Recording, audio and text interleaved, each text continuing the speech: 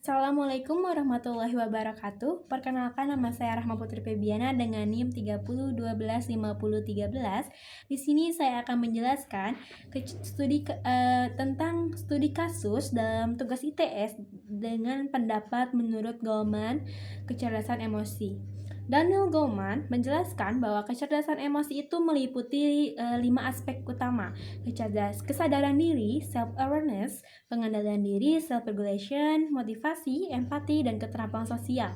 Pada studi kasus tadi, Wakil Presiden itu gagal menunjukkan beberapa aspek penting dari kecerdasan emosi, terutama empati, keterampilan sosial, dan pengendalian diri. Kritik yang ia sampaikan disampaikan secara sarkastis, menyerang fokus pribadi seperti yang ada pada teks. Ia bilang, berapa lama kamu lulus kuliah? Dia tidak fokus pada masalah yang sebenarnya, tapi malah menyerang hal personal. Hal ini menimbulkan demotivasi, rasa malu terhadap insinyur itu. Jika saya berada pada posisi wakil presiden, yang akan saya lakukan: 1. Fokus pada masalah, bukan orangnya. Saya akan mengkritik spesifikasi proyek atau isi dari masalah yang akan ia bahas oleh insinyur bahas, bukan pengalaman pribadi sang insinyur. Contohnya, ada beberapa bagian spesifikasi yang perlu ditingkatkan agar sesuai standar perusahaan dalam laporan yang telah diajukan oleh insinyur. Lalu saya akan menyampaikan kekurangan dengan sopan sekaligus memberi arahan perbaikan.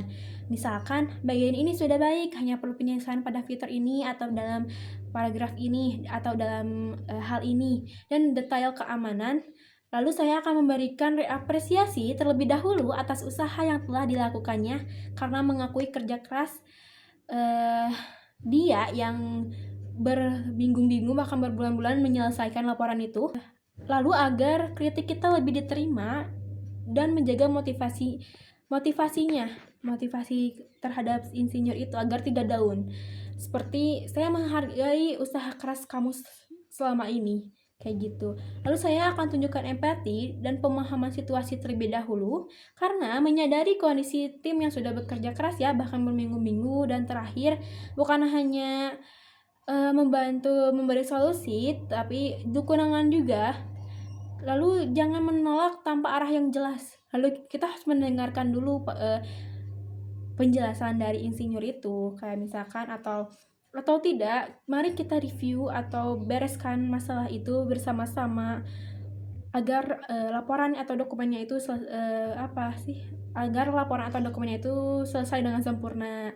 Lalu saya nggak akan merendahkan atau berkomentar rendah, sebab kritik yang memicu agresi, rasa malu, apalagi diberikan secara kasar atau ketus, itu di forum besar itu mempermalukan seseorang di depan timnya.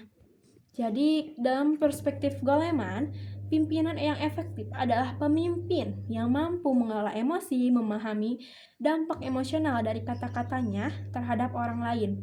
Karena kritik yang tepat bukan hanya memperbaiki kualitas pekerjaan, tetapi juga memotivasinya, harga dirinya juga tidak tercoreng, dan bahkan hubungan kerja yang jadi lebih baik.